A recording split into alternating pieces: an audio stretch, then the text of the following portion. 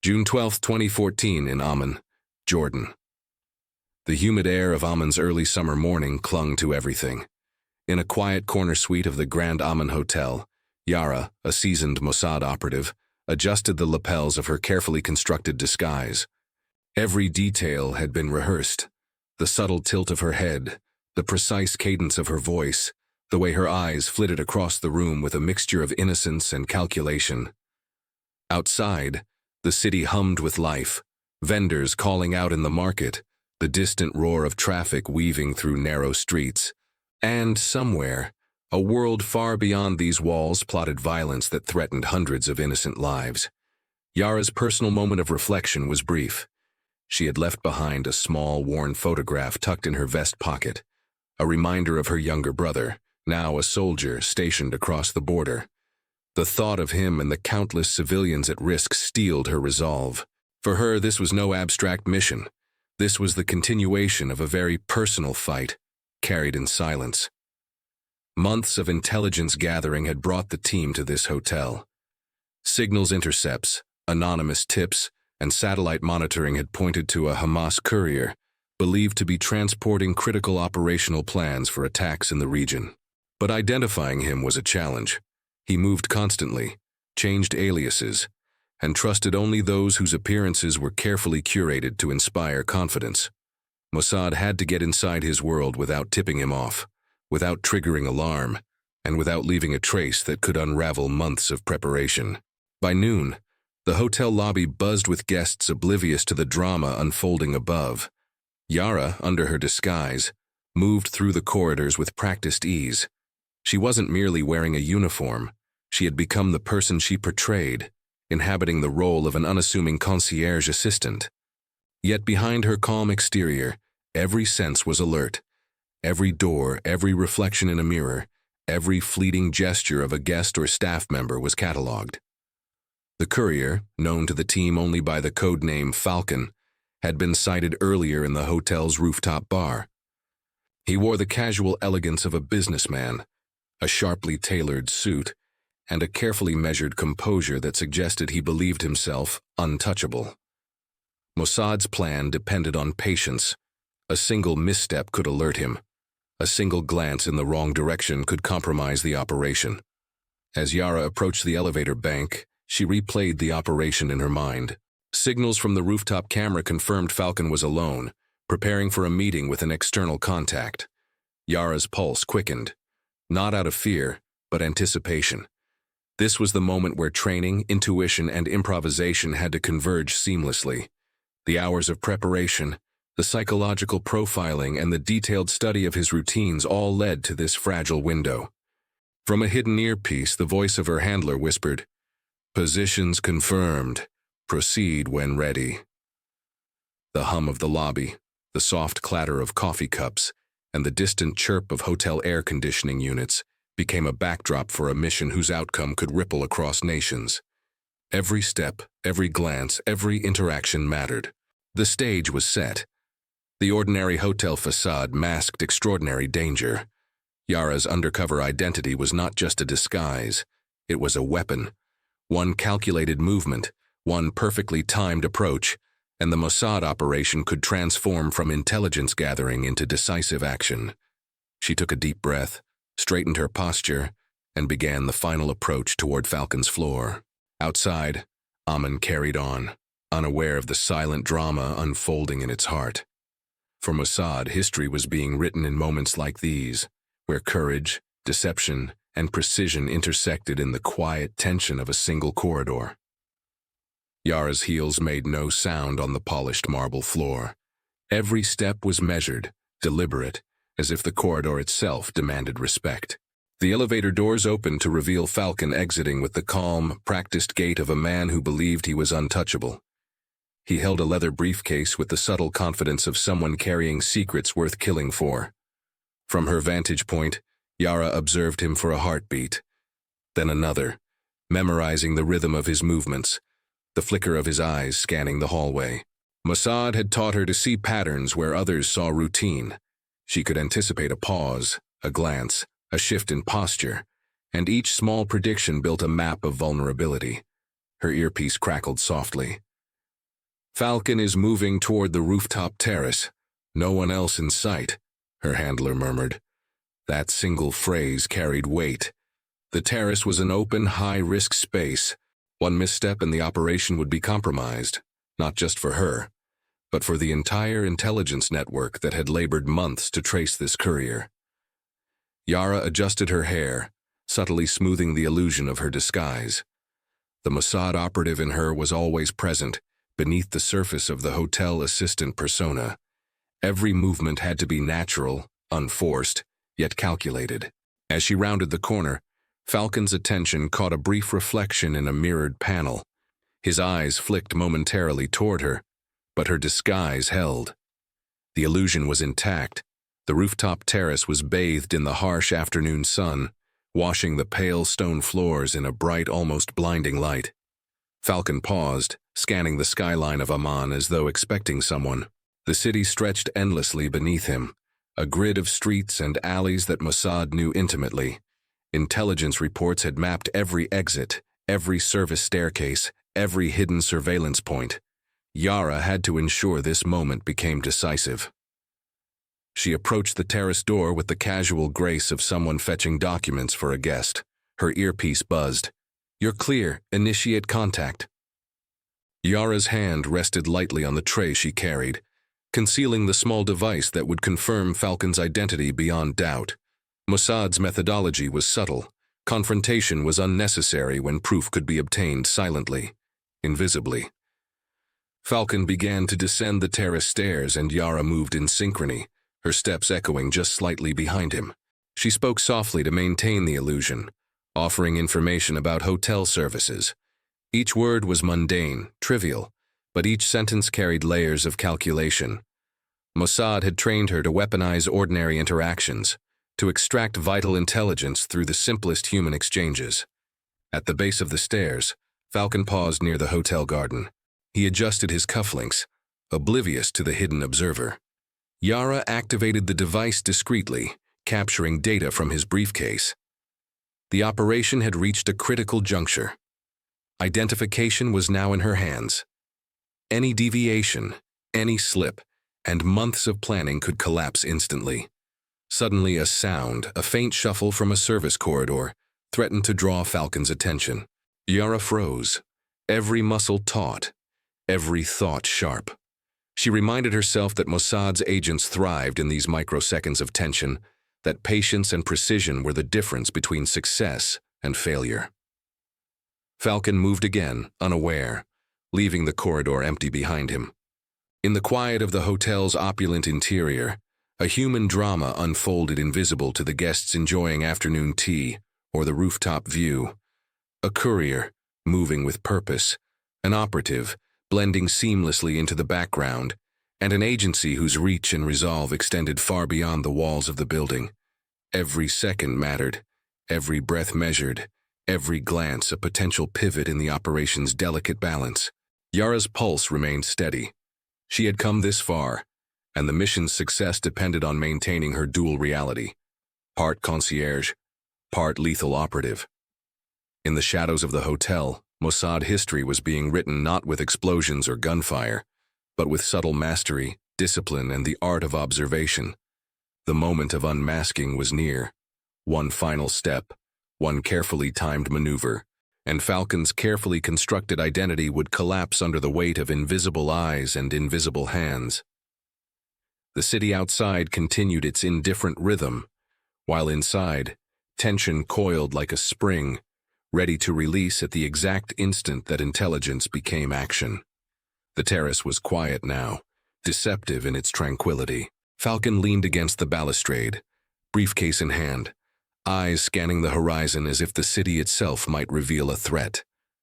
From the shadows near the service elevator, Yara observed, every fiber of her body attuned to possibility. Months of intelligence had converged into this moment, a single opportunity to expose him without endangering civilians or alerting his network. She stepped closer, maintaining the casual poise of a hotel employee delivering afternoon refreshments. The disguise was flawless, the confidence believable. Mossad's agents had trained for years to inhabit roles fully, to move through ordinary spaces as extraordinary predators, unseen until it was too late. Falcon's phone buzzed in his pocket. He ignored it, but Yara's earpiece picked up the faint vibration. Signals analysis had confirmed this was the Courier's unique encryption, proof that he carried critical operational intelligence for Hamas. The device in her hand, a small, unobtrusive scanner, was capable of confirming his identity without raising suspicion. One wrong move, one sudden gesture, and the operation would be compromised. The operative in her whispered internally, "Patience, observation, control." Yara moved closer, careful to maintain the casual cadence of her role. A misplaced glance or hurried step could unravel the mission. Every detail of Falcon's behavior had been catalogued: the angle of his shoulder, the rhythm of his breath, the slight tension in his fingers as they gripped the briefcase. Mossad had taught her to read these micro-expressions, to predict intent, to anticipate deception. Falcon finally moved toward the edge of the terrace, adjusting the strap on his briefcase. Yara mirrored his movements subtly, keeping within range of the scanning device, careful not to appear intrusive. Her heart did not race. She had trained for this, conditioned herself to act with calm precision. Yet beneath the surface, the stakes weighed heavily. This was not merely a mission. It was a safeguard for countless lives who might never know how close they had come to catastrophe. A sudden commotion from a service corridor, a housekeeping cart rolling slightly off balance, made Falcon glance briefly over his shoulder. Yara froze mid-step, her composure unbroken, the device discreetly gathering the information needed. Every muscle coiled, every sense alert. Mossad's doctrine was clear. In intelligence work, control over perception was as vital as control over action. Falcon had to remain unaware until the operation reached its final stage. Then, as Falcon prepared to descend, the decisive moment arrived. The scanner confirmed the encrypted signature of the briefcase. Yara's handler whispered softly through the earpiece, "Identity confirmed. Proceed with containment." The words were understated, but their weight was immense. Months of tracking, surveillance, and meticulous planning now converged in a single, precise instant. Yara followed Falcon with the subtlety of a shadow, moving through the terrace's ornamental hedges and sun-drenched paths. From the hotel's higher floors, Mossad operatives coordinated silently, monitoring all exits, prepared to intercept should Falcon attempt escape. The courtyard below, filled with guests enjoying the afternoon sun, remained oblivious. The brilliance of Mossad's approach was that it relied not on force or spectacle, but on subtlety, timing, and psychological mastery. Finally, Falcon paused near the service elevator, adjusting his cufflinks as if in routine habit. Yara's approach was imperceptible, her hand lightly brushing against the tray she carried, hiding the scanning device. In that briefest of moments, the courier's mask, his carefully constructed persona, cracked, revealing the network he served and the intelligence he carried. Mossad had succeeded not with confrontation, but with the invisible precision of an unseen hand. As Falcon stepped into the elevator, unaware of the exposure that had just occurred, Yara remained composed, observing him through the narrow doorway. The mission's most dangerous phase was over. The next would require extraction and verification, but for now the operative had achieved what no overt force could: knowledge. In intelligence, knowledge was power, and in Mossad's hands, it was lethal. The city continued its indifferent hum beneath the afternoon sun, its people oblivious to the drama unfolding above. In the quiet corridors and sunlit terraces of the Grand Amman Hotel, history had shifted invisibly, guided by careful calculation, discipline, and human courage, operating behind the veneer of everyday life. The elevator doors closed behind Falcon, the soft hum masking the silent ripple of consequence that had just begun. Yara remained on the terrace, composed yet fully aware of the tension still in play. Identification had been confirmed, but containment and extraction were far from complete. Mossad operations rarely ended at revelation. Precision in every subsequent move was what defined success. From the hotel's surveillance hub, agents monitored every corridor, every staircase, every potential exit. A network of Mossad operatives stationed discreetly throughout the city awaited instruction. They were invisible, like threads of smoke in the daylight, ready to respond to any deviation from the plan. Every action had been rehearsed countless times, yet adaptability remained essential. Human unpredictability, the courier's instincts, the hotel staff's routines, the chance movements of a guest posed the ever-present risk of exposure. Yara moved through the terrace with the poise of a professional, yet kept every thought in sharp focus. Her role was dual: to maintain the illusion of an unassuming hotel employee and to serve as the central node of a high-stakes intelligence operation. The device in her hand now contained all the proof required to link Falcon to Hamas' broader network. One simple scan, one innocuous gesture, had captured months of hidden communication. Falcon, still unaware, had reached a lobby-side cafe to make a call. The Mossad team's analysis had predicted this behavior. Patterns, habits, and routines could often be more revealing than words. Through her earpiece, Yara's handler whispered, "He's about to transmit. Intercept point ready." Timing, coordination, and subtlety were crucial. The smallest mistake could alert Falcon, sending him fleeing into Amman's streets.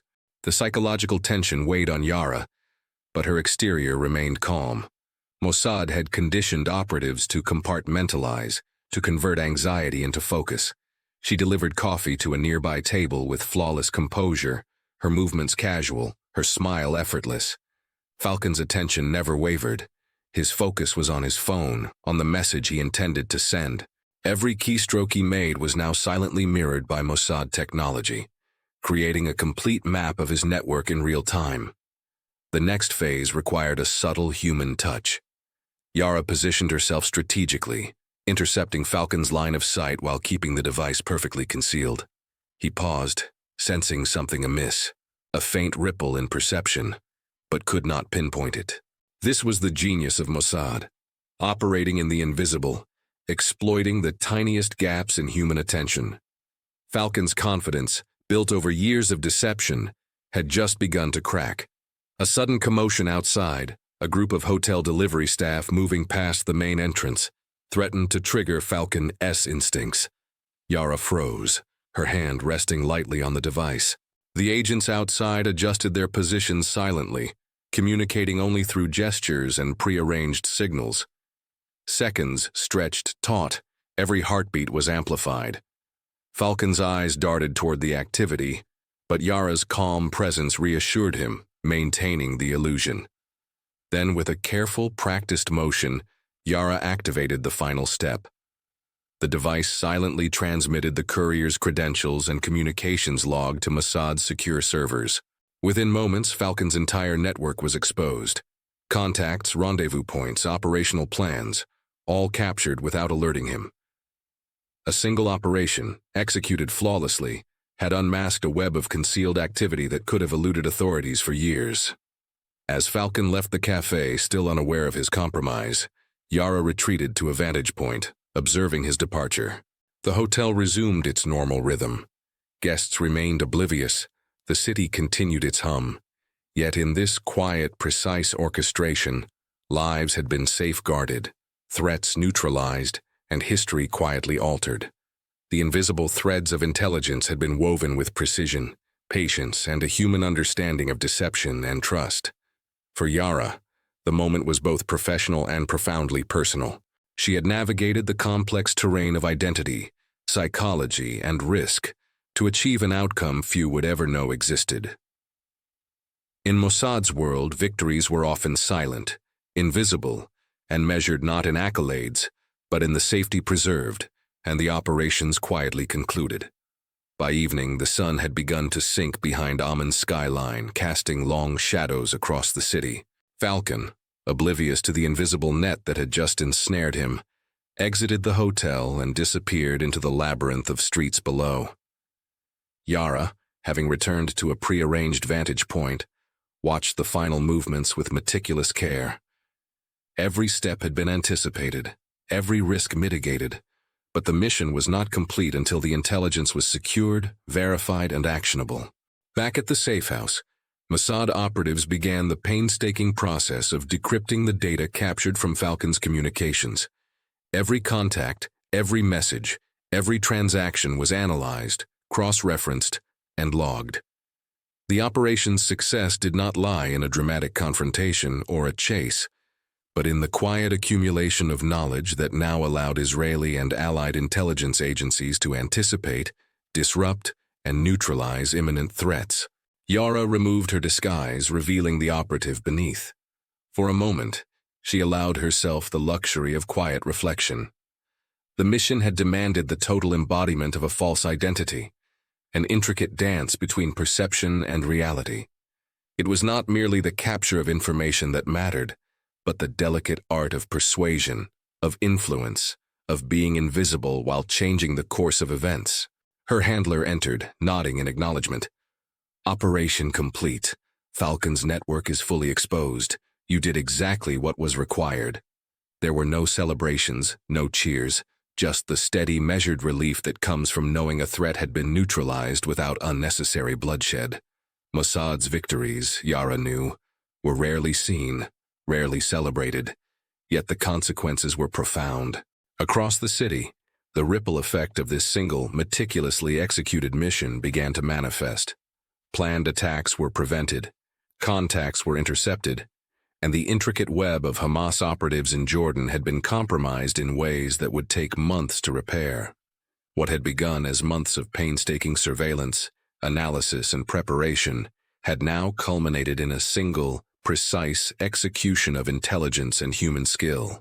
Yara gazed out over the city from the safe house window, the golden light of dusk illuminating the rooftops of Amman. In moments like these, she understood the paradox of her profession. Invisibility was power, patience was victory, and the quiet work of observation could shift the course of events more dramatically than any firefight or headline could convey. As the night deepened, the operative prepared for extraction and debriefing. Falcon would eventually face interrogation, and the intelligence gathered would be disseminated across multiple channels to prevent further threats. Yet for Yara, the most lasting impression was not the operational success alone. It was the human cost, the discipline required, and the moral clarity demanded by missions in which one's choices could mean life or death for countless others. In the shadows of Amman, within the corridors of a five-star hotel and the quiet of a Mossad safe house, history had been shaped not by brute force, but by subtlety, cunning, and unwavering commitment to duty. And in that precise, invisible balance, a Mossad operative had once again reminded the world why intelligence, patience, and skill could prevail where violence alone could not.